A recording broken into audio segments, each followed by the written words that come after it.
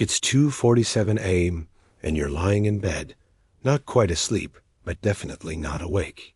Your mind starts to wander, and suddenly you're remembering that conversation from 3 weeks ago, the one where you said something slightly awkward. But then your thoughts shift to tomorrow's meeting, then to that unfinished project, then to wondering why you always do this to yourself. You're moving through spaces in your mind that feel oddly familiar, like you've been in these exact mental rooms before, walking the same psychological corridors over and over again. What if I told you that this experience, this sense of being trapped in repetitive mental spaces, isn't just metaphorical?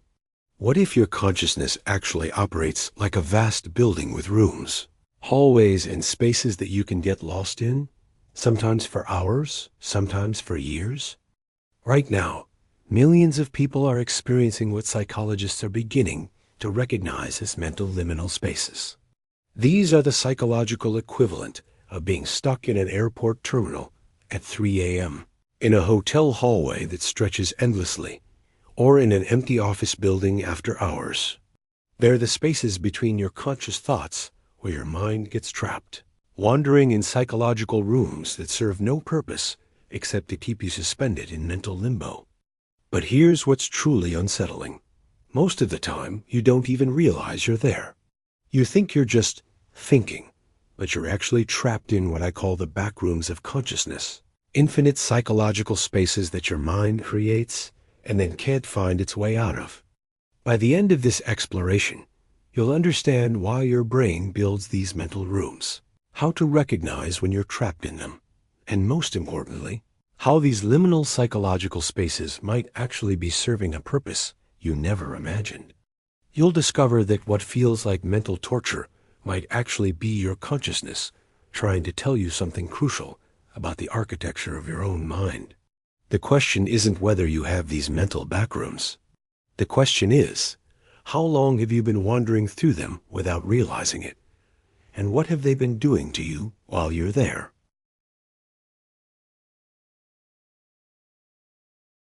But here's where it gets interesting. Your consciousness isn't the unified, flowing stream that philosophers like William James described. Modern neuroscience reveals something far more unsettling. Your awareness operates more like a building with distinct rooms, each serving different psychological functions. Dr. Giulio Tonini's integrated information theory suggests that consciousness emerges from the integration of information across different neural networks. But what this really means is that your mind is constantly constructing and reconstructing psychological spaces. Think of it as mental architecture that's being renovated 24/7, with some rooms being used constantly, others locked away, and some that exist in a strange liminal state, neither fully accessible nor completely sealed off. Consider what happens when you're trying to fall asleep. Your consciousness doesn't simply fade like a dimming light. Instead, you move through distinct psychological spaces. First, there's the planning room, where your mind reviews tomorrow's tasks. Then you might enter the worry corridor, where concerns about the future echo endlessly. Next, you could find yourself in the memory archive, where random experiences from years ago suddenly feel vivid and important. The most disturbing part? Each of these mental spaces has its own rules, its own logic, and its own way of trapping you. The planning room convinces you that if you just think through everything one more time, you'll be prepared. The worry corridor whispers that if you stop being anxious, something terrible will happen. The memory archive suggests that understanding your past is crucial right now, at 3 a.m., when you should be sleeping. Neuroscientist Dr. Aaron Walmsley's research on hypnagogic states reveals that these transitional consciousness spaces aren't just random neural firing. They're structured psychological environments where your brain processes information differently. The normal rules of logic, time, and cause and effect become fluid. You're literally in a different type of mental space with different psychological physics. What makes these spaces backrooms is their liminal quality. They're not quite conscious thought, not quite unconscious processing. They're in-between spaces where your mind gets stuck, wandering endlessly without clear purpose or direction. You're aware enough to experience them, but not aware enough to control them or escape them easily. And just like the internet's backrooms concept, these mental spaces feel familiar, yet wrong, comfortable, yet unsettling. You've been in these psychological rooms before, many times, but they never quite serve their apparent purpose. The planning room doesn't actually make you more prepared. The worry corridor doesn't prevent future problems. The memory archive doesn't provide useful insights at 3 a.m. So why does your consciousness keep building these rooms? What purpose do these liminal mental spaces actually serve? And why do they feel so inescapable once you're inside them? The term liminal comes from the Latin word limen, meaning threshold. In psychology, liminal spaces represent transitional zones between different states of being. But what most people don't realize is that your consciousness is filled with these threshold spaces, psychological rooms that exist between your normal waking awareness and your unconscious mind. Dr. Victor Turner's anthropological work on liminality revealed something crucial. Liminal spaces aren't empty waiting rooms. They're transformation chambers. When ancient cultures created initiation rituals, they deliberately placed people in liminal environments, physical and psychological spaces that were neither here nor there, to facilitate profound internal changes. Your mental backrooms operate on the same principle, but with a terrifying twist. You often get stuck in the transformation process. You enter these liminal psychological spaces naturally, your mind attempting to process, integrate, or transition between different states of consciousness. But instead of completing the journey, you become trapped in the threshold itself. Consider the psychological state you enter when you're procrastinating. You're not actively working, but you're not truly relaxing either. You're suspended in a liminal mental space where part of your consciousness is focused on the task you should be doing, while another part actively avoids it. This creates a psychological room that feels both familiar and uncomfortable, a mental space where time seems to stretch and distort. Neuroscientist Dr. Marcus Rachel's research on the default mode network reveals that your brain is never actually at rest. When you're not focused on the outside world, your mind doesn't simply turn off. Instead, it enters what he calls the default mode, a state of consciousness that generates its own internal environment. This is where your mental backrooms come alive. The default mode network includes regions like the medial prefrontal cortex, posterior cingulate cortex, and angular gyrus. These areas create a kind of internal simulation, a psychological space where your mind can wander, worry, plan, and ruminate. But here's the unsettling part. This internal simulation often becomes more real to you than external reality. Think about the last time you were physically present somewhere, but mentally absent, lost in worried thoughts about a conversation or planning a future event. Your consciousness was operating in a liminal space, a psychological room that existed parallel to the physical world, but felt more immediate and urgent. Dr. Judson Brewer's research on the default mode network and meditation reveals that these mental spaces can become addictive. Your brain gets accustomed to the familiar discomfort of worry rooms or the false productivity of planning corridors. Even when these psychological spaces cause distress, they become habit patterns that your consciousness returns to automatically. The most disturbing aspect of mental backrooms is their temporal distortion. Just like the physical backrooms where time seems meaningless, psychological liminal spaces exist outside normal time flow. You can spend what feels like minutes worrying about something, only to realize hours have passed. Or you can spend hours in rumination that feels like an endless moment. But that's just the beginning of how these mental spaces distort your reality. Because once you understand that your consciousness operates like a building with rooms, you start to notice something even more unsettling.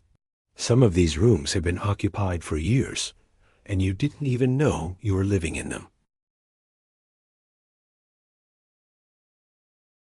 Picture this. You're in a doctor's office waiting room at 4 p.m. on a Tuesday. The fluorescent lights buzz slightly overhead. There are magazines from 2019 scattered on a coffee table. And you can hear muffled conversations through thin walls. You're not quite anxious, not quite bored. You're suspended in a state of psychological limbo, waiting for something to happen while nothing is actively happening. This is exactly what much of modern consciousness feels like.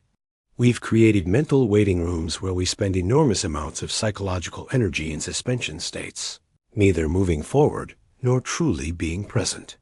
The waiting room mind is perhaps the most common type of mental backroom, and it's where millions of people spend hours of their daily consciousness without realizing it. Dr. Tim Kasser's research on materialism and well-being reveals that consumer culture has trained our minds to exist in perpetual waiting states. We're always waiting for the next purchase to make us happy, the next achievement to make us feel worthy, the next relationship to make us feel complete.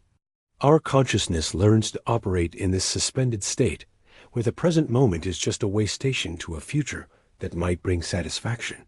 But here's what makes the waiting room mind so insidious. It feels productive. When you're mentally rehearsing a conversation you need to have, planning your weekend, or anticipating how a situation might unfold, your consciousness interprets this as useful activity. You're not wasting time. You're preparing, planning, being responsible.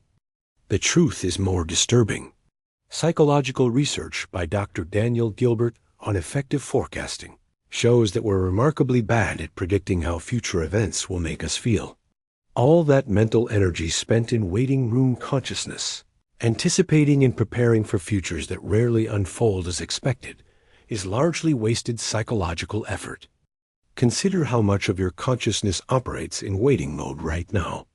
You're waiting for the workday to end, for the weekend to arrive, for a text message response, for your life circumstances to improve, for the right moment to start that project, for inspiration to strike. Each of these waiting states creates a psychological room where your awareness gets trapped. The waiting room mind has its own temporal rules. Clock time continues normally, but psychological time becomes elastic and strange. Minutes can feel like hours when you're waiting for important news. Months can disappear when you're waiting for the right moment to make a change. You're present in your life, but you're not actually living it. You're waiting for life to begin. What's most unsettling about waiting room consciousness is that it's become our default state. We've normalized the feeling of psychological suspension, the sense that real life is always just about to start, but hasn't quite begun yet. We mistake the waiting room for the actual destination. Dr. John Kabat-Zinn's research on mindfulness reveals that the antidote to waiting room consciousness isn't getting what you're waiting for. It's recognizing that the waiting itself has become a habitual mental space. Your consciousness has learned to create these suspension states, even when there's nothing meaningful to wait for. But if you think waiting room consciousness is unsettling, wait until you discover what happens when your mind creates infinite corridors of rumination, psychological spaces where your thoughts loop endlessly without ever reaching a conclusion or resolution. Imagine walking down a hospital corridor at 2 a.m. The fluorescent lights flicker slightly.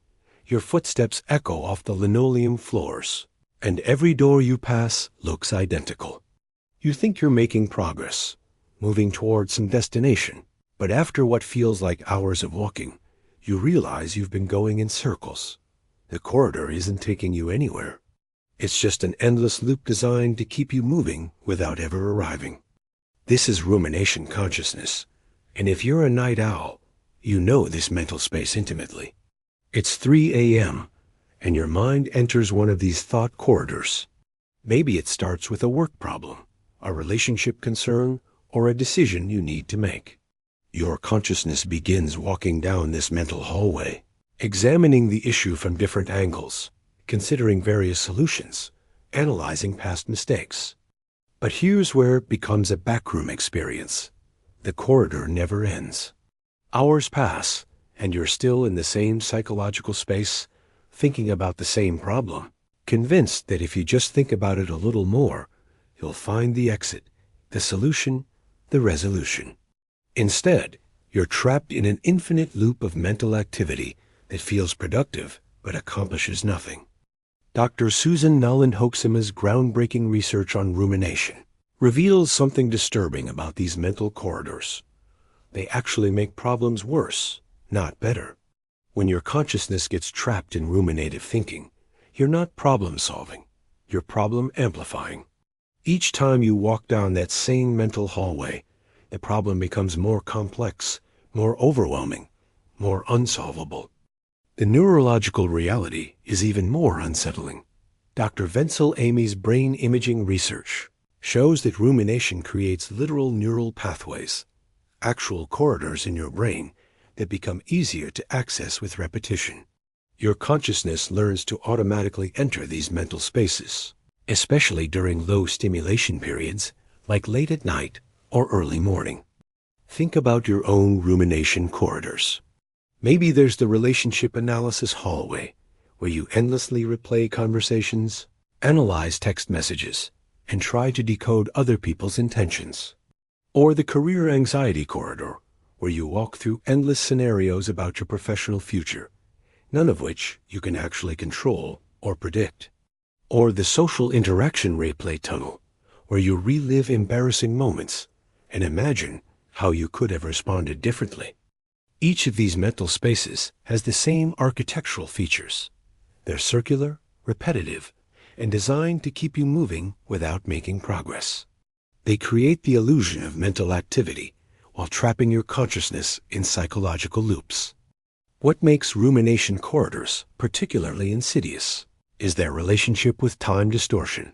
Dr. Sonia Lubomirski's research reveals that people can spend 8 to 10 hours a day in ruminative thinking without realizing it. Your consciousness moves in and out of these mental corridors throughout the day, sometimes spending minutes, sometimes hours, walking the same psychological hallways. The most disturbing aspect of rumination backrooms is that they feel important. Your mind convinces you that this thinking is necessary, productive, even responsible. You're not wasting time. You're analyzing, understanding, preparing. The corridor feels like it must lead somewhere meaningful because the thinking feels so intense and focused. But Dr. Edward Watkins' research on rumination versus reflection reveals the crucial difference. Reflection moves you forward toward solutions and understanding, while rumination keeps you trapped in circular thinking patterns. Reflection is like walking toward a destination. Rumination is like being trapped in an endless corridor that loops back on itself. The exit signs from rumination corridors aren't where you think they are. They're not at the end of the hallway after you've finally figured everything out. They're right where you are, in the recognition that you're walking in circles, that the corridor itself has become the problem, not the issue you think you're trying to solve. But that's just one type of mental backroom. Because when rumination corridors go dark, when the psychological lights start dimming and the mental walls close in, you enter one of the most disturbing psychological spaces of all, the empty office of depression. It's Sunday evening, and you're in an office building after hours. The cubicles are empty, the computers are dark, and there's only minimal lighting from the emergency exits. You can hear the hum of air conditioning and the distant sound of elevators, but there's no life, no purpose, no reason to be there. This is the psychological architecture of depression. Consciousness trapped in empty, purposeless mental spaces that once felt meaningful, but now feel hollow and abandoned. Depression isn't sadness, and it's not exactly emptiness either. Dr. K. Redfield Jamison's clinical research reveals that depression is more accurately described as existing in psychological spaces where meaning has been drained away. Your mind still operates, thoughts still occur, but they happen in mental environments that feel vacant, purposeless, like offices where everyone has gone home permanently. The most unsettling aspect of depression's mental backrooms is how familiar they feel. These aren't new psychological spaces that depression creates. They're rooms in your consciousness that you used to inhabit comfortably, but something has changed. The planning room where you used to organize your future now feels pointless because the future itself seems meaningless. The social connection space where you used to enjoy relationships now feels exhausting because interactions require energy you don't have. Dr. Aaron Beck's cognitive research on depression reveals that these mental spaces don't just feel empty. They actively distort your perception of reality. When consciousness operates in depression's backrooms, your mind becomes convinced that this emptiness is accurate, that these hollow psychological spaces represent truth rather than a temporary state of mental architecture. Think about what it feels like to be in a familiar place that's been abandoned. Maybe it's your childhood school during summer break, or a restaurant that's closed permanently, or your office building during a holiday weekend. There's something uniquely disturbing about spaces that should be full of activity, but aren't. This is exactly how consciousness feels during depression. You're in psychological rooms that are architecturally intact, but functionally empty. The temporal distortion in depression's mental spaces is particularly cruel. Dr. Philip Zimbardo's research on time perspective shows that depression collapses your psychological future. In normal consciousness, you exist in mental spaces that extend forward in time, filled with plans, possibilities, and potential experiences. Depression's backrooms exist in an eternal present that stretches endlessly without progress or change. Hours can pass in these empty mental offices without you realizing it. You're not exactly thinking, but you're not absent either. You're present in psychological spaces where thoughts occur, but don't connect anything meaningful. It's like being in a meeting room where everyone is supposed to show up, but no one ever does, and you keep waiting anyway. What makes depression's backrooms so insidious is that they convince you they're permanent. Unlike rumination corridors, where you feel trapped, but still believe in the possibility of escape, depression's empty offices feel like the true architecture of reality. Your consciousness becomes convinced that meaning was always an illusion, that the psychological spaces where you used to feel engaged were just temporary decorations on fundamentally hollow mental rooms. Dr. Martin Seligman's research on learned helplessness reveals that depression's mental spaces train your consciousness to stop looking for exits. You're not trapped in these empty psychological rooms because you can't leave. You're trapped because your mind has learned that trying to leave is pointless.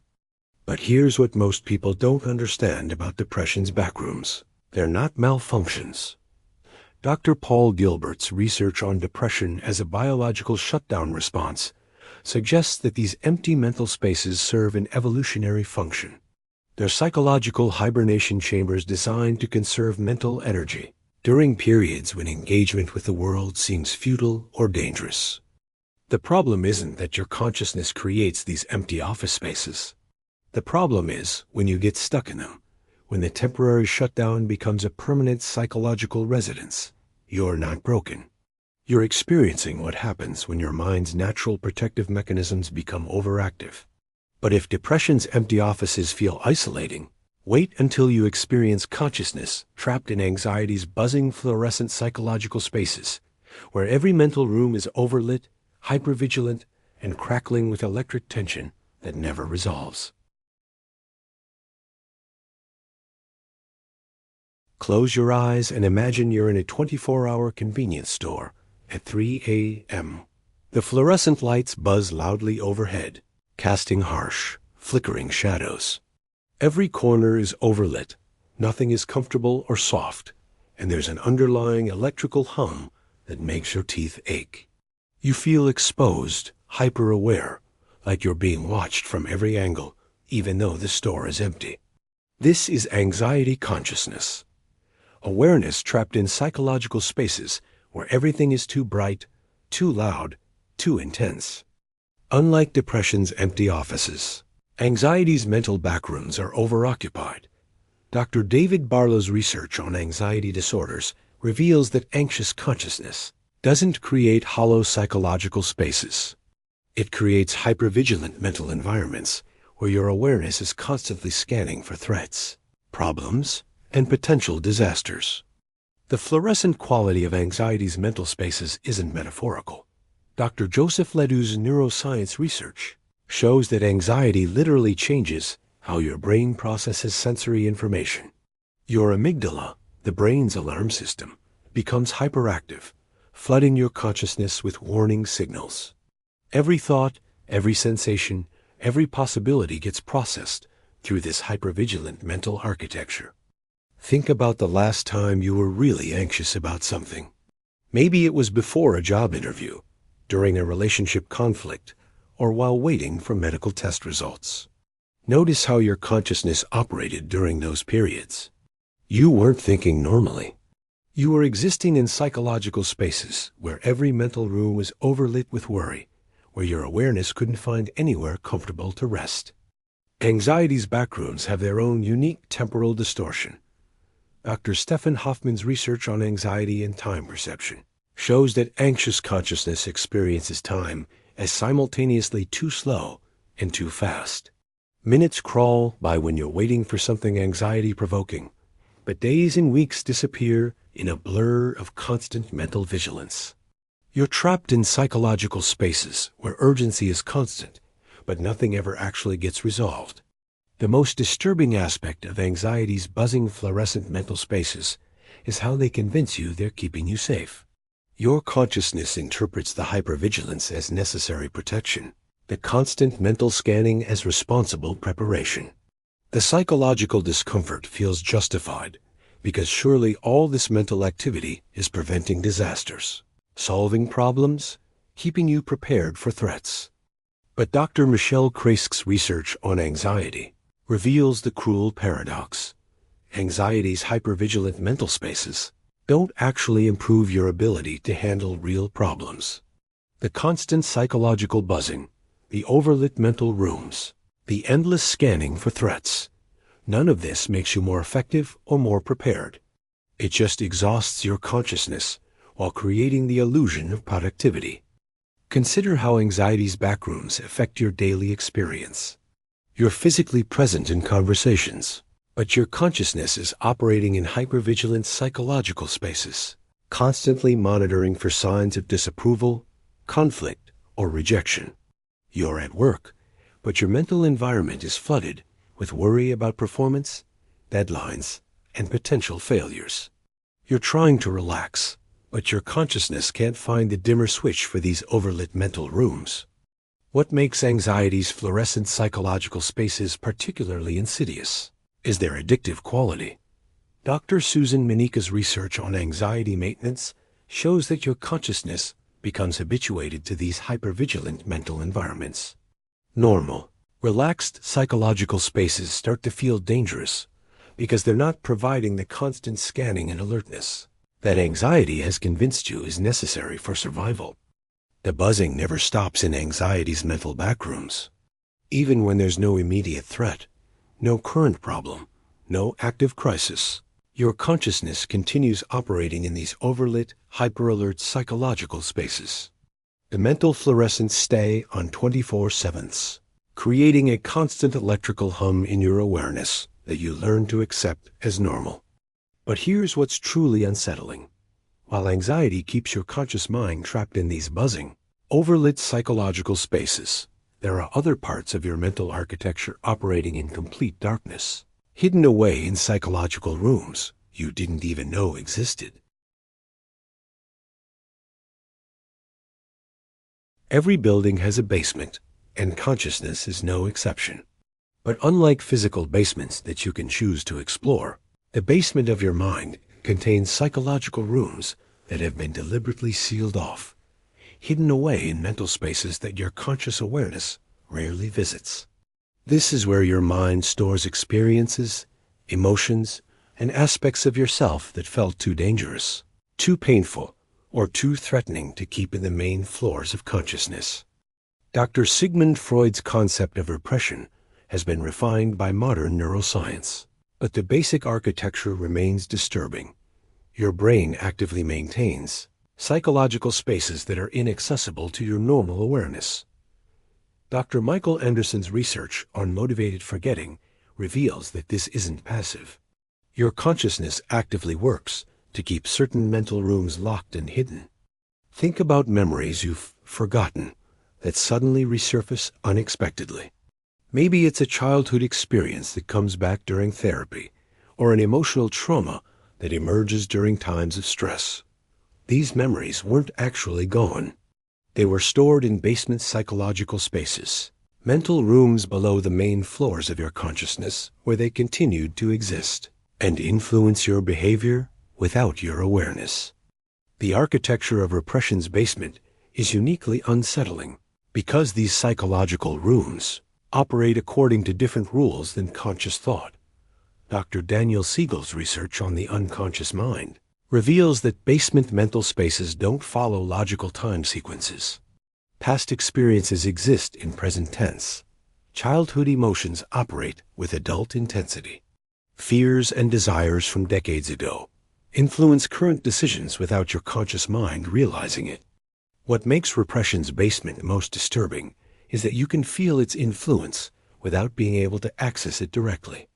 Maybe you have inexplicable anxiety in certain situations, or you find yourself reacting emotionally to things that shouldn't logically affect you. Maybe you have relationship patterns that repeat despite your conscious efforts to change them, or creative blocks that persist no matter how much you intellectually want to overcome them. These experiences suggest that parts of your consciousness are operating in basement psychological spaces, mental rooms where significant aspects of your personality and history continue to function outside your awareness. You're not just the conscious mind navigating mental backrooms. You're also a collection of basement-dwelling psychological processes that never made it to the main floors of awareness. Dr. Bessel van der Kolk's trauma research reveals something even more unsettling. Basement consciousness isn't just about individual repressed memories. Your mind also stores collective psychological material in these hidden mental spaces. Cultural traumas, generational patterns, and inherited emotional responses all get housed in basement rooms that influence your consciousness without your knowledge. Consider the psychological basement rooms you might be carrying. Maybe there's the childhood shame storage unit, where early experiences of humiliation continue to influence your adult self-concept. Or the inherited anxiety room, where family patterns of worry and catastrophic thinking operate below conscious awareness. Or the cultural trauma space, where historical experiences of your community affect your worldview without your conscious mind understanding why. The temporal rules in consciousness basement are particularly disturbing. Dr. Peter Levine's somatic research shows that traumatic experiences stored in basement psychological spaces exist in eternal present tense. A childhood experience of helplessness continues to generate adult anxiety. An early relationship betrayal keeps creating current trust issues. Past wounds operate with present moment intensity in basement mental rooms that never fully heal because they never fully surface into conscious awareness. What's most unsettling about repression's basement is that it's not empty storage. These psychological rooms are actively occupied. Parts of your personality, aspects of your emotional life, and pieces of your history continue to live and operate in these hidden mental spaces. You're not just repressing memories. You're housing entire psychological processes in basement rooms that influence everything you do while remaining largely invisible to your conscious mind. The strangest aspect of basement consciousness is that it occasionally sends signals upward. Maybe it's a dream that feels intensely meaningful but makes no logical sense, or a sudden emotional reaction that seems disproportionate to current circumstances, or a creative insight that appears from nowhere. These are messages from psychological basement rooms, communications from aspects of consciousness that exist below your normal awareness. But if basement repression represents psychological spaces hidden below conscious awareness, there's an even more disturbing mental architecture: the endless hallways of dissociation, where consciousness itself becomes fragmented and you lose the map to your own mind. Picture yourself in an infinite hotel, walking down corridors that branch and split endlessly. The hallways all look similar, but somehow different, and you can't remember which room you came from or which direction leads back to the lobby. The strangest part isn't being lost.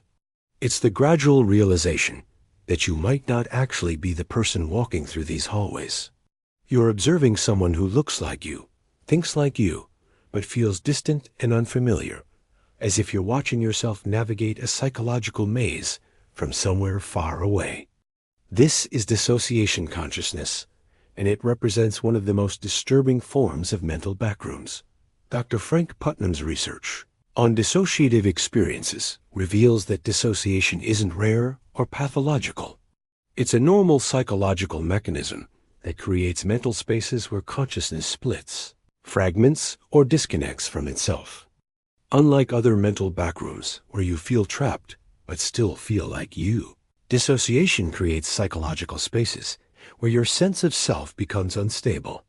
You're present but not present, conscious but disconnected, thinking but watching your thoughts from a distance. Your consciousness operates in mental hallways where the person having experiences and the person observing those experiences feel like different entities. Dr. Marlene Steinberg's dissociation research identifies several types of these psychological corridors. There's depersonalization, where you feel like you're observing yourself from outside your body, watching your life like a movie, where you're both the actor and the audience. There's derealization, where the external world feels unreal, like you're walking through psychological spaces that look familiar, but feel like stage sets rather than actual reality. Think about times when you've experienced mild dissociation. Maybe you are driving a familiar route and suddenly realized you couldn't remember the past 20 minutes of the journey. Your consciousness was operating in dissociation's hallways, present enough to navigate safely, but disconnected enough that you weren't fully there for the experience. Or consider those moments during intense stress when you felt like you were watching yourself handle a crisis from somewhere outside your body. Part of your consciousness was fully engaged in problem-solving and decision-making, while another part observed from a psychological distance, as if you were watching someone else who happened to look exactly like you. The most unsettling aspect of dissociation's endless hallways is how they protect you from psychological pain while simultaneously disconnecting you from psychological pleasure. Dr. Ruth Lanius's neuroimaging research shows that dissociative consciousness literally changes how your brain processes both threat and reward. You're walking through mental corridors where intense experiences get muted, where both suffering and joy feel distant and unreal. Dissociation's psychological architecture serves an important function. It creates mental spaces where your consciousness can continue operating even when direct experience would be overwhelming. During trauma, abuse, or unbearable stress, your mind constructs these hallway spaces where part of you can observe and survive while another part handles the immediate experience. But here's where it becomes a backroom phenomenon. These dissociative corridors can become habitual mental spaces that your consciousness returns to automatically, even when protection is no longer necessary. You find yourself walking through psychological hallways during normal conversations, routine work tasks, or intimate moments that should feel connecting rather than distant. Dr. Kathy Steele's research on structural dissociation reveals something even more disturbing. In some cases, different parts of consciousness can become so separated in these psychological hallways that they develop their own memories, preferences, and ways of experiencing reality. You're not just disconnected from yourself. Different aspects of your consciousness are operating in separate mental rooms that rarely communicate with each other. The temporal distortion in dissociation's hallways is particularly cruel. Hours can pass in what feels like minutes when you're disconnected from direct experience. Or minutes can stretch into what feels like hours when you're observing your life from psychological distance. You're present for your experiences, but not fully receiving them, walking through mental corridors where life happens to you rather than with you. What makes dissociation's endless hallways most disturbing is that they can become the primary psychological space where you operate. Instead of occasionally visiting these mental corridors during overwhelming situations, you find yourself living there, experiencing most of your life from these distant psychological spaces where everything feels real, but nothing feels fully yours. The exit from dissociation's hallways isn't about finding your way back to a central room. It's about recognizing that you've been walking in psychological spaces designed for observation rather than participation, and slowly learning to inhabit your experiences directly rather than watching them from mental corridors that keep you safe but also keep you separate from your own life. But if dissociation creates hallways where you lose connection with yourself, there's another type of mental backroom where you become trapped with the most critical voices in your consciousness, the conference room of self-doubt. Imagine walking into a corporate conference room where a meeting is already in progress. The fluorescent lights are bright. There's a long table surrounded by chairs, and every seat is occupied by a different version of your inner critic. They're all wearing business attire, carrying folders full of evidence about your inadequacies, and they've been discussing your failures, mistakes, and limitations for hours. The worst part? You realize you're not there to defend yourself. You're there to listen to their presentation about why you're not qualified for your own life. This is self-doubt consciousness, and it's one of the most populated mental backrooms in modern psychology. Dr. Kristen Neff's research on self-compassion reveals that most people spend enormous amounts of psychological energy in mental spaces dominated by critical internal voices that analyze, judge, and evaluate their every action, thought, and decision. The conference room of self-doubt has perfect acoustics for criticism and terrible acoustics for self-compassion. Dr. Paul Gilbert's work on self-criticism shows that these mental spaces amplify negative self-evaluation while systematically muting positive self-regard. It's like being in a psychological room with sound engineering designed to make harsh voices crystal clear while making supportive voices barely audible. Think about the last time you made a mistake, faced a challenge, or tried something new. Notice how quickly your consciousness moved into this conference room environment. The inner critics didn't need to be summoned. They were already there, ready with presentations about your inadequacies, slide decks of past failures, and detailed analyses of why you're not capable of handling the current situation. What makes the conference room of self-doubt particularly insidious is how professional and reasonable the voices sound. They don't feel like cruel attackers. They feel like concerned colleagues offering realistic assessments. The inner critic who questions your qualifications sounds like they're providing valuable perspective. The voice that reminds you of past failures feels like it's helping you avoid future mistakes. The internal analyst who compares you unfavorably to others seems to be offering useful benchmarking data. Dr. Tim Kasser's research on self-worth reveals that consumer culture has professionalized our inner critics.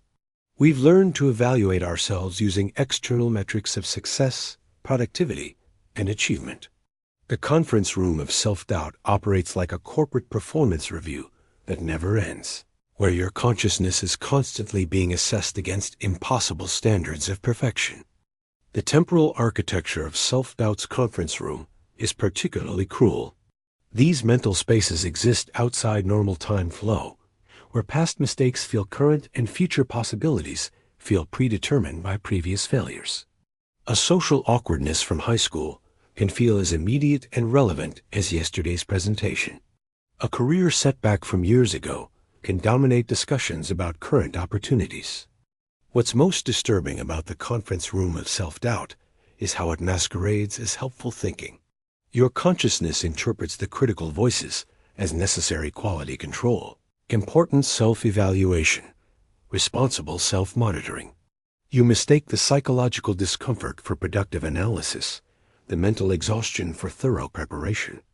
But Dr. Ethan Cross's research on self-talk reveals the devastating truth. Self-critical inner dialogue doesn't improve performance, it degrades it. The conference room of self-doubt doesn't make you more prepared, more realistic, or more likely to succeed. It just exhausts your psychological resources, while creating mental spaces where confidence and self-trust become impossible. The strangest aspect of self-doubt's conference room is that the meeting never adjourns. Even when external evidence contradicts the critic's assessments, even when you succeed despite their predictions, even when others offer genuine praise and support, the internal meeting continues. The voices find new agenda items, updated failure analyses, fresh reasons for concern. You can spend years of your consciousness trapped in these psychological conference rooms, attending meetings about your inadequacies, while your actual life happens outside, in corridors you rarely visit. The mental energy that could be used for creativity, connection, and growth gets consumed by endless internal performance reviews that never result in approval. Only temporary reprieves before the next critical assessment begins. But that's just one type of occupied mental backroom. Because while self-doubt holds meetings about your inadequacies, there are entire wings of your psychological architecture that have been abandoned, left to decay in mental spaces, where your memories slowly fade and important aspects of your history become inaccessible.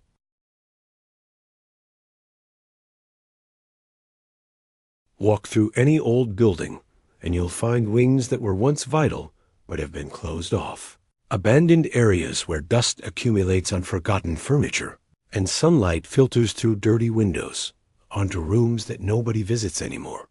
Your consciousness has these spaces too, vast psychological wings, where memories once lived vividly but have been gradually abandoned, left to decay in mental rooms.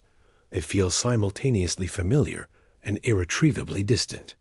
Dr. Daniel Schachter's memory research reveals something unsettling about how consciousness handles the past. Your brain doesn't preserve memories like files in a cabinet.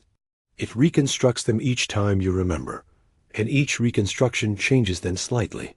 Over time, memories that aren't regularly accessed become like rooms in abandoned wings, structurally intact but functionally empty, filled with psychological furniture that no longer serves any clear purpose. Think about your childhood bedroom. You can probably remember some details. The color of the walls, where your bed was positioned, maybe a few specific objects. But notice the quality of that memory. It feels real, but also somehow thin, like you're looking at a photograph that's been photocopied too many times. You're accessing a psychological room that still exists in your consciousness, but has been largely abandoned, visited so rarely that the details have faded and the emotional resonance has diminished.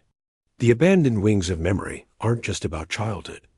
Dr. Lynn Nadal's research on memory consolidation shows that your consciousness is constantly deciding which experiences deserve permanent psychological real estate and which can be moved to abandoned wings. The criteria for these decisions aren't always logical or helpful.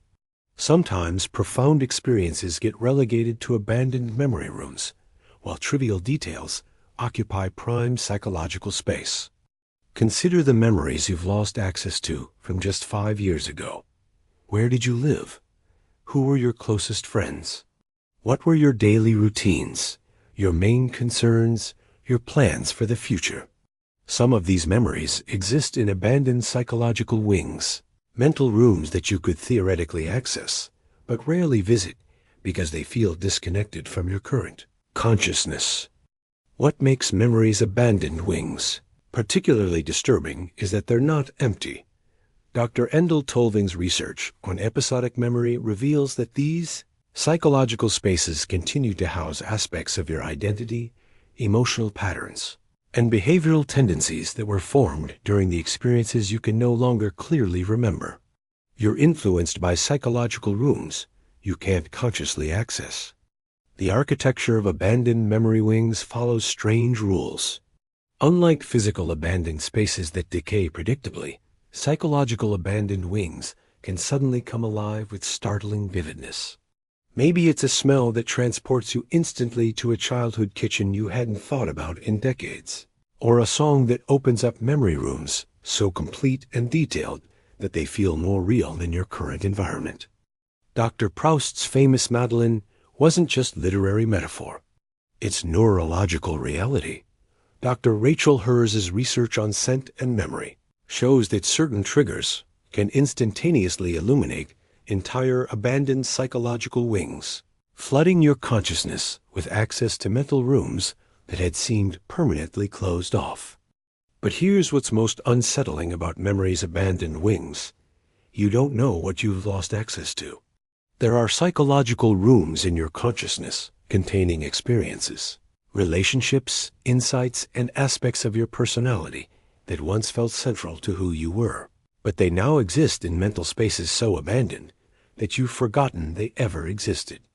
Dr. Martin Conway's research on autobiographical memory reveals that your sense of continuous identity is partially an illusion created by selectively maintaining access to certain memory rooms, while allowing others to become abandoned wings. You feel like the same person across decades, but you're actually a consciousness that's systematically abandoned vast psychological territories of your own experience. The temporal distortion in abandoned memory wings is uniquely cruel. Time collapses in these psychological spaces. A relationship from 20 years ago can feel both impossibly distant and immediately present when you accidentally access its abandoned wing. The emotional intensity remains intact, even though the narrative details have faded, creating psychological rooms filled with feelings that no longer connect to clear memories. What makes these abandoned wings most disturbing is that they represent psychological real estate you once inhabited fully. These weren't marginal experiences. They were central aspects of your consciousness that once felt permanent and important. The you who lived in those memory rooms believed they were creating lasting psychological architecture, not temporary spaces that would eventually be abandoned. Sometimes you can sense these abandoned wings in your peripheral psychological vision. Maybe it's a vague feeling that you're forgetting something important, or a sense that your current identity is somehow incomplete.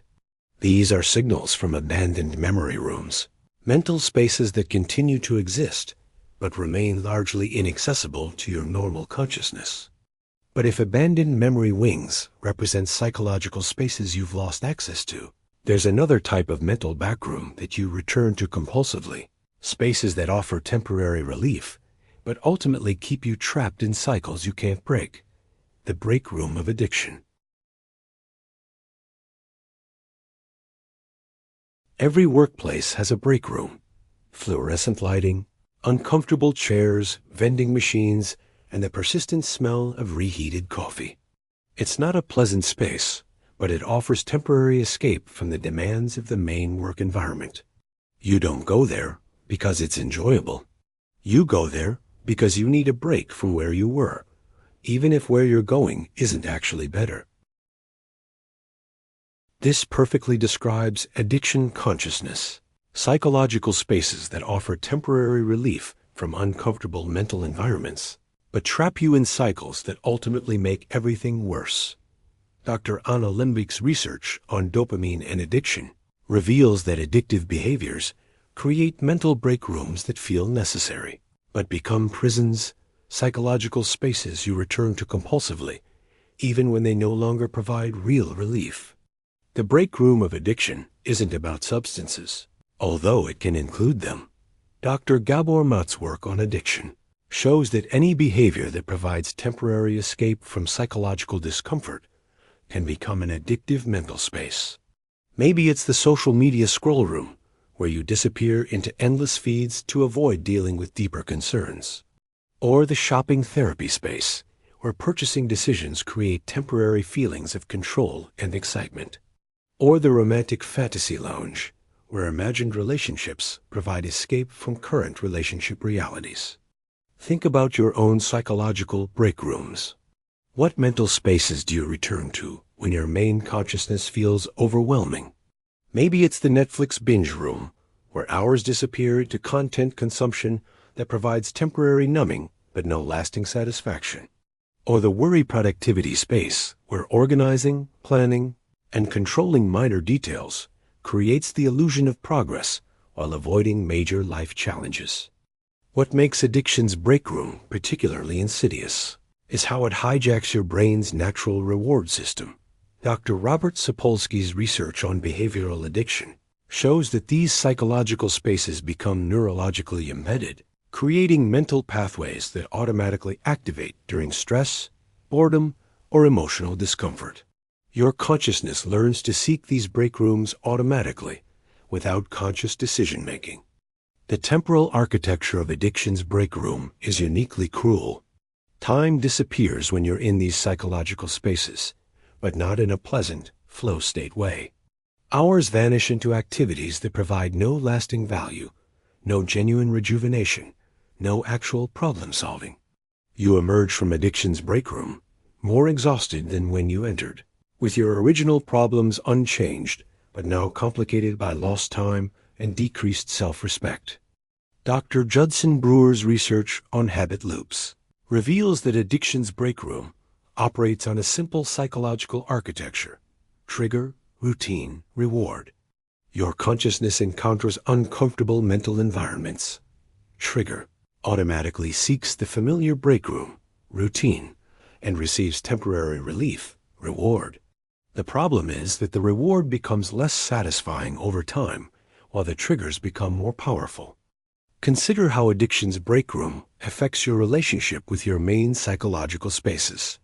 Instead of developing skills to navigate challenging mental environments, you learn to escape, to break rooms that offer temporary relief, but no lasting solutions. Your consciousness becomes dependent on these psychological escape spaces, making normal mental environments feel increasingly intolerable. The most disturbing aspect of addiction's break room is how it masquerades as self-care. Your mind interprets the temporary relief as necessary stress management, deserved pleasure, or legitimate coping. The psychological break feels justified because you are stressed, tired, overwhelmed, or deserving of comfort.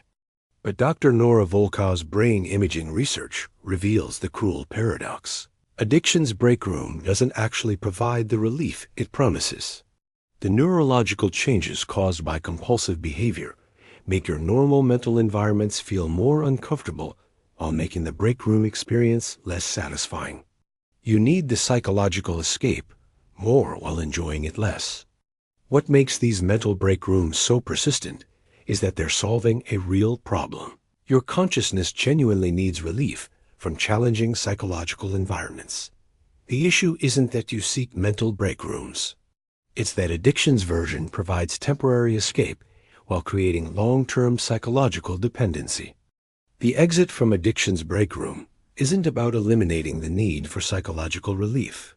It's about creating healthier mental spaces that provide genuine rejuvenation rather than temporary escape. But first, you need to understand how these compulsive psychological patterns relate to the broader architecture of consciousness, especially during the most mysterious mental transitions of all. But that's just conscious addiction patterns. Because there's an entire category of mental backrooms that you experience every night, psychological spaces so strange and rule-bending that they make all other mental architecture seem logical by comparison. The loading screens and server rooms of sleep consciousness. You know that screen you see on your computer when a program is starting up? The spinning wheel, the progress bar, the message that says loading, while your system processes information in the background? Your consciousness has the equivalent experience every time you transition between wake and sleep states. But unlike computer loading screens that last seconds or minutes, sleep consciousness creates psychological loading spaces that can stretch for hours, strange liminal mental rooms, where your awareness exists in suspended animation, while your brain performs essential background processing. Dr. Matthew Walker's sleep research reveals that the transition into sleep isn't a simple off switch. Instead, your consciousness moves through distinct psychological spaces, each with its own rules, temporal distortions, and reality processing mechanisms. The hypnagogic state, that strange mental space between awake and asleep, operates like a psychological loading screen, where your normal thinking patterns slowly dissolve while dream logic begins to emerge. Think about what happens in your mind during those last few minutes before sleep. Your thoughts become increasingly strange and illogical. You might find yourself thinking about purple elephants in business suits, or suddenly remembering a conversation with your third-grade teacher, or planning elaborate scenarios that make perfect sense in the moment, but would seem absurd during normal waking consciousness. This isn't random mental noise. It's your consciousness existing in loading screen psychological spaces, where the normal rules of logic, time, and cause and effect are being suspended, while your brain prepares for the completely different mental architecture of dream states.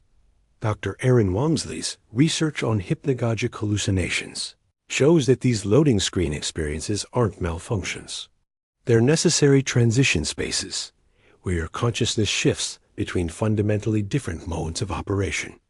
What makes sleep's loading screens particularly fascinating is their relationship with creativity and problem solving.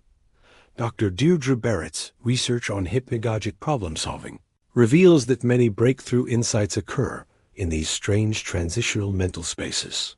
Salvador Dali famously napped with a key in his hand, waking himself when the key dropped so he could capture the bizarre imagery from these psychological loading screens.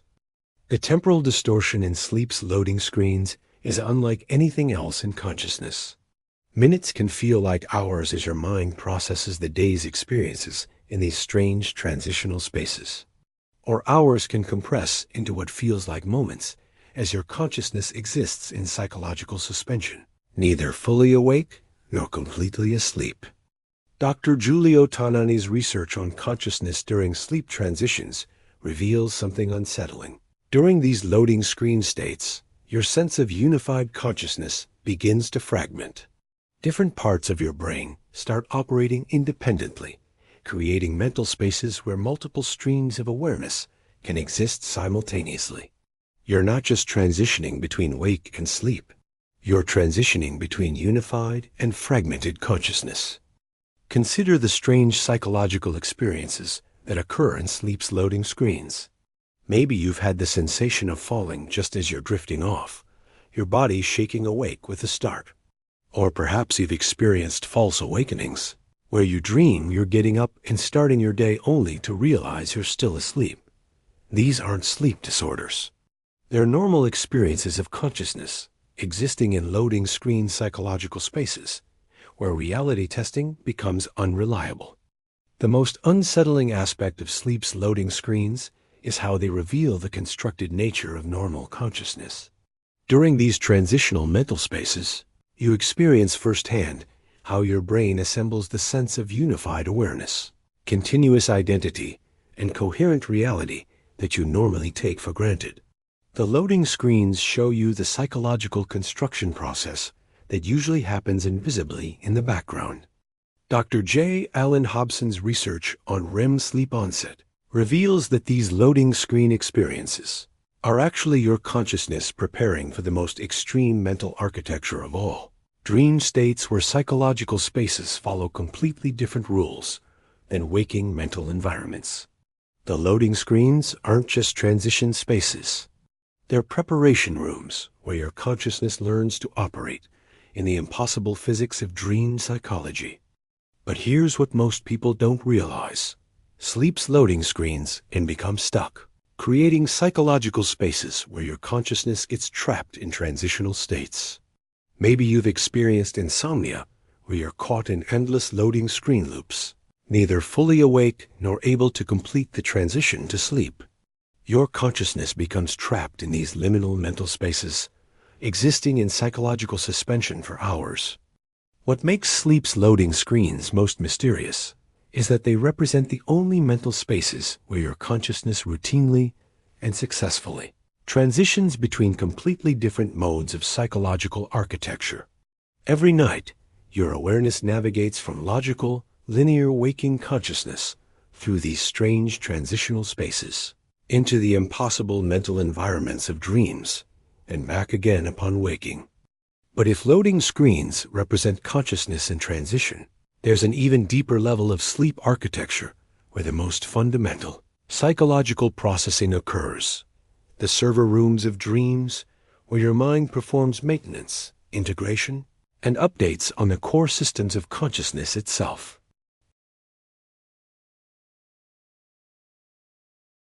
Deep in the basement of any large building, you'll find the server room, a climate-controlled space filled with humming computers, blinking lights, and cables connecting systems that keep the entire building operational. The room is usually locked, accessible only to technicians, and most people who work in the building never see it. But without the server room's constant background processing, nothing else in the building would function properly. Your dreams operate as the server room of consciousness, psychological spaces where essential mental maintenance occurs outside your normal awareness. Dr. Rosalind Cartwright's research on dream function reveals that dreams aren't random neural firing or meaningless brain noise. They're sophisticated psychological processing systems, where your consciousness performs critical maintenance tasks that can't happen during waking awareness. Unlike other mental backrooms that you experience consciously, dream consciousness operates in psychological spaces with completely different rules.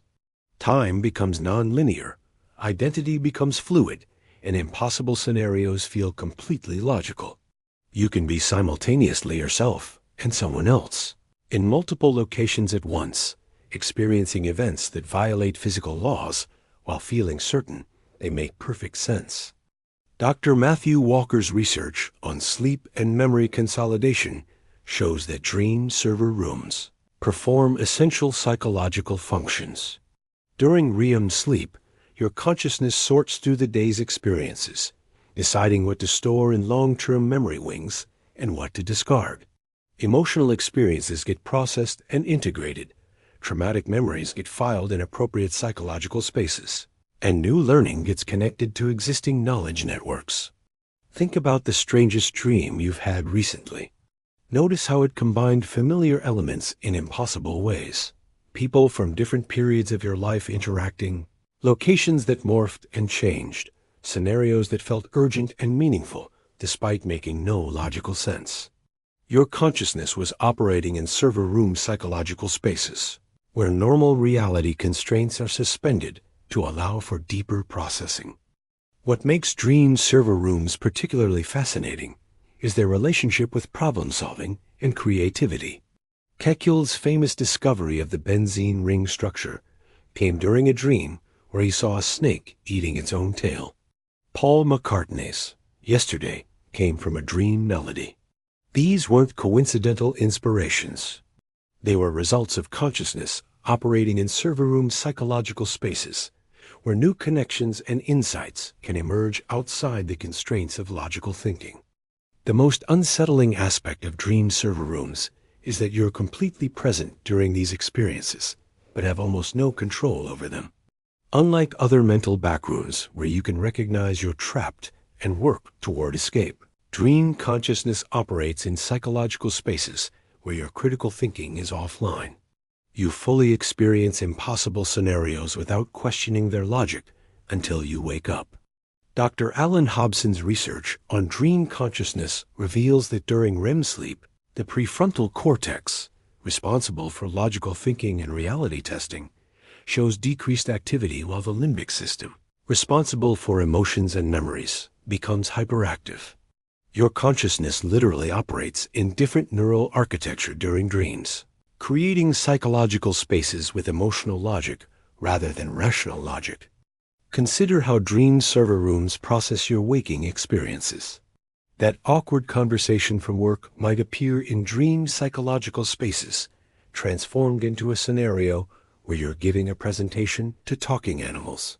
The relationship anxiety you've been avoiding might surface in dreams as being chased through endless corridors. Your consciousness uses dream server rooms to process experiences through emotional and symbolic rather than logical frameworks. What's most mysterious about dream server rooms is that they seem to have access to psychological information that your waking consciousness doesn't. Dr. Ernest Hartman's research on dream function suggests that dreams can reveal psychological patterns, emotional needs, and internal conflicts that remain hidden during normal waking awareness. The server room processes information that the main floors of consciousness haven't consciously recognized. The temporal architecture of dream server rooms is completely unlike any other mental space. Hours of dream experience can occur in minutes of REM sleep, or brief dreams can feel like they lasted for days. Your consciousness exists in psychological spaces where time operates according to emotional intensity rather than clock measurements. But here's what makes dream server rooms most crucial. They're not just processing individual experiences. They're maintaining the entire architecture of consciousness itself. Dreams perform psychological maintenance on your sense of identity, your emotional regulation systems, your memory networks, and your capacity to navigate complex social and creative challenges. The strangest aspect of dream server rooms is that despite being the most essential psychological spaces for mental health and cognitive function, they're also the mental backrooms you remember least clearly. You spend approximately 8 years of your life in dream consciousness, but most of those experiences remain inaccessible to your waking awareness, like classified server room activities that keep the building running but remain invisible to most occupants. But understanding how dreams process consciousness leads to a crucial question. If your mind naturally creates all these different types of psychological spaces, some helpful and some trapping, how do you learn to navigate this mental architecture more skillfully? The most disturbing thing about mental backrooms isn't that they exist. It's that most people spend years wandering through them without realizing these psychological spaces have exit signs. But unlike physical buildings where exit signs are obvious and clearly marked, the exits from mental backrooms are often hidden in plain sight. Psychological doorways that become visible only when you understand the architecture of consciousness itself. Dr. John Kabat-Zinn's mindfulness research reveals the first crucial exit sign: awareness itself. The moment you recognize that you're in a mental backroom, you've already begun the exit process. Whether you're trapped in rumination corridors, anxiety's buzzing fluorescence, or depression's empty offices, a simple recognition that you're in a specific type of psychological space rather than experiencing reality directly creates a gap between you and the mental environment. Think about the last time you suddenly realized you'd been lost in worried thoughts for an extended period. That moment of recognition, when you became aware that you were thinking rather than simply being consumed by thoughts, represented finding an exit sign in the mental backroom. You weren't immediately transported out of the psychological space, but you'd located the door. Dr. Daniel Siegel's research on metacognition shows that developing the ability to observe your own mental processes is like installing exit signs throughout your consciousness.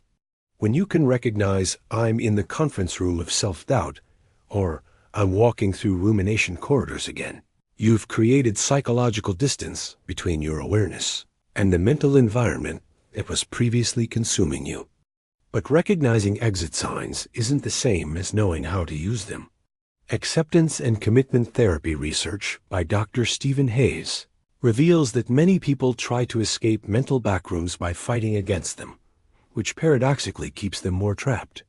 The exit strategy isn't to eliminate these psychological spaces, but to change your relationship with them.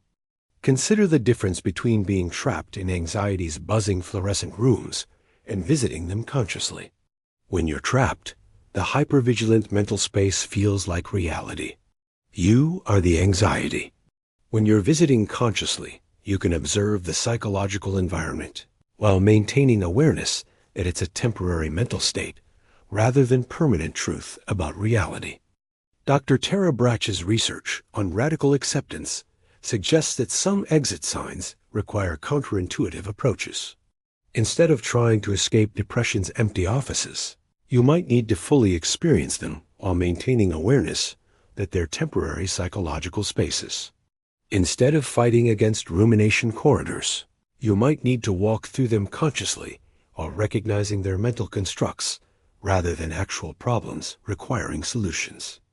The most effective exit signs often involve changing the temporal relationship with mental backrooms.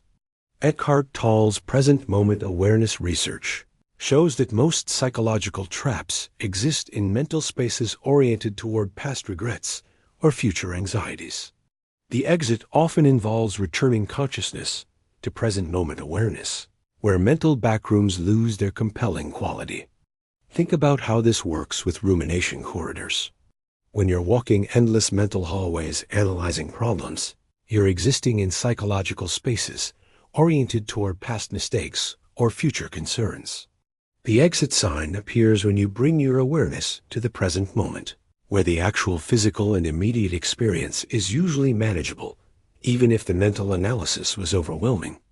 Dr. Kristen Neff's self-compassion research reveals another crucial exit sign: treating yourself with the same kindness you'd offer a good friend who was lost in mental backrooms.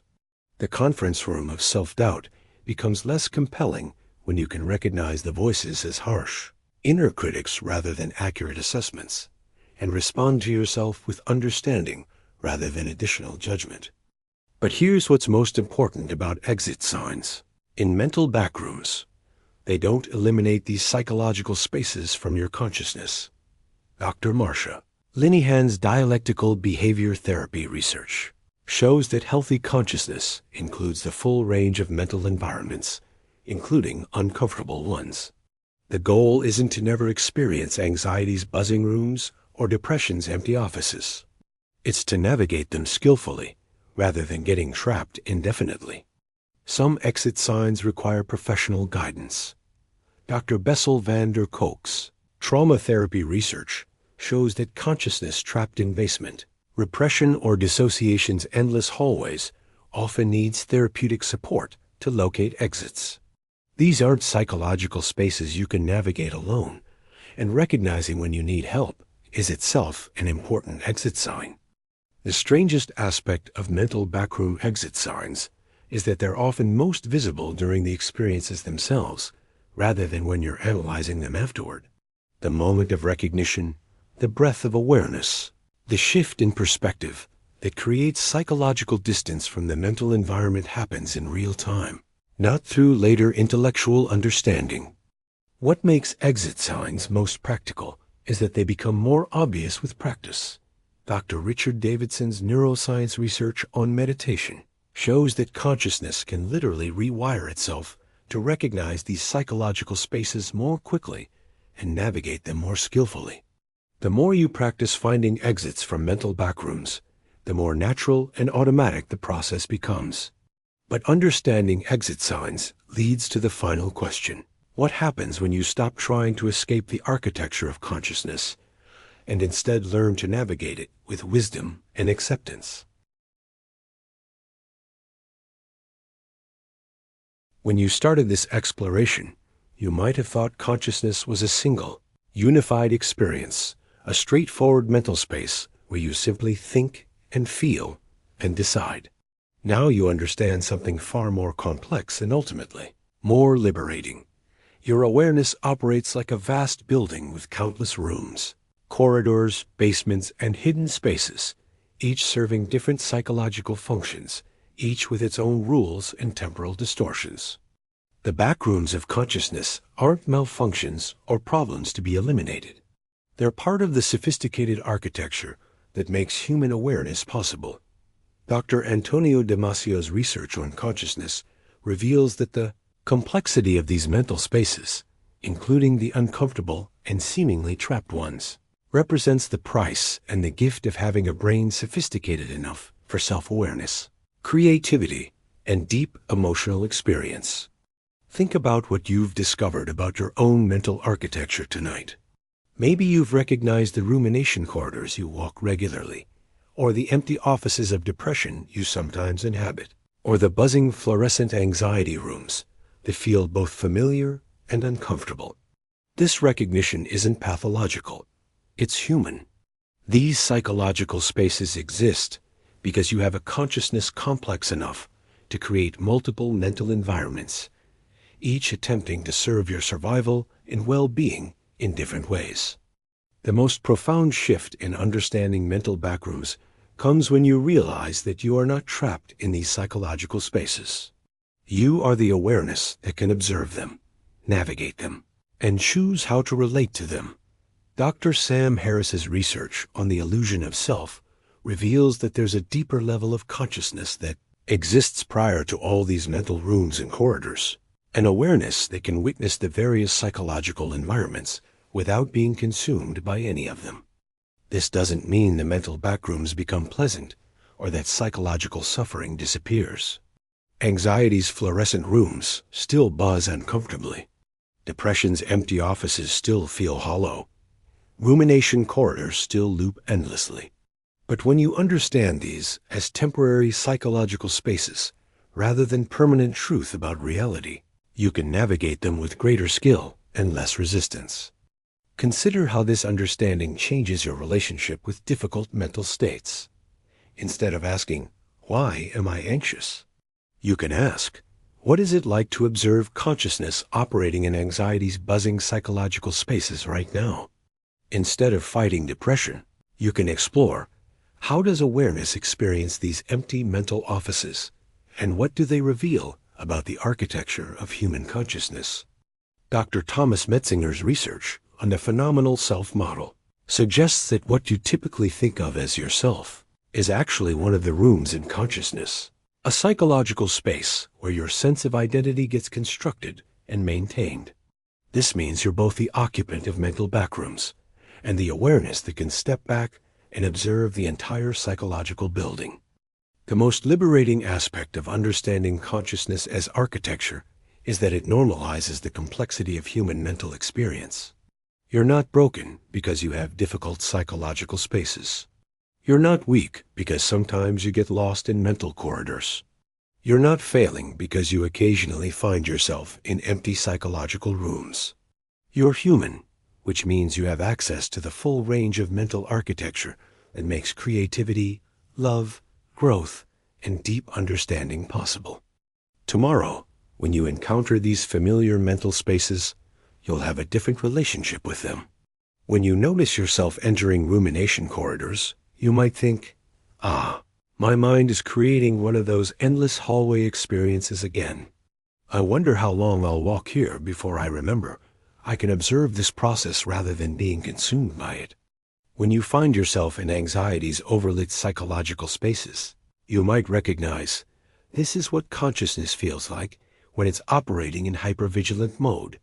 The buzzing and the harsh lighting are temporary features of this mental environment, not permanent characteristics of reality. The backrooms of consciousness will continue to exist. Your awareness will continue to move through planning rooms, worry corridors, memory archives, and all the complex psychological spaces that make human consciousness possible. But now you understand something crucial. You are not trapped in the architecture. You are the awareness that can navigate it with increasing skill, compassion, and wisdom. The strangest truth about mental backrooms is that they become less compelling when you stop trying to escape them, and more interesting when you approach them with curiosity rather than resistance. They're not obstacles to psychological well-being.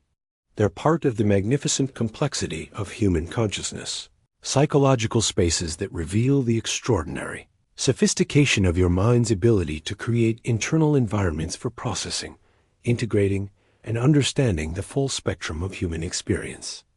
Right now, as you prepare to close this exploration and transition toward sleep, notice what psychological spaces your consciousness moves through. There might be planning rooms for tomorrow, worry corridors about ongoing concerns, or memory archives processing tonight's insights. These aren't problems to solve. They're the natural architecture of awareness, preparing for sleep's loading screens and dream server rooms, where tonight's experiences will be processed and integrated into the vast, complex, and beautiful psychological building that is your consciousness. You are not lost in the backrooms of your mind. You are the awareness that can navigate them with wisdom, curiosity, and acceptance. And that makes all the difference.